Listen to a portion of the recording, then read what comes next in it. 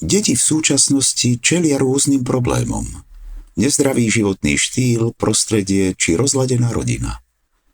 Tieto faktory ovplyvňujú vývoj detí a môžu viesť k poruchám vnímania, komunikácie a následne aj učenia.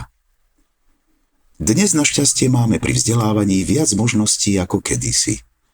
Je preto dôležité a nutné zapájať všetky zmysly dieťaťa. Zrak je stimulovaný neustále. Obrázky, nápisy, texty, videá.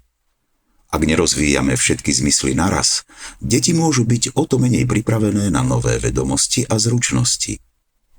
Pre deti so znevýhodnením môže byť takéto zanedbanie ešte vážnejšie. Hmat patrí medzi najmenej rozvíjané zmysly, pritom má veľký význam pre celkový vývoj dieťaťa. Cieleným rozvojom hmatu môžeme podporiť vzdelávanie, pracovné schopnosti aj osobný rast. Nejde len o deti so zrakovým postihnutím. Hmat a Braillovo písmo im pomáhajú spoznávať svet. Naša snaha sa dotýka aj detí s poruchami učenia, komunikácie a neurologickými problémami. Všetkým bez rozdielu aj hmat pomáha získať istotu pri objavovaní sveta okolo seba.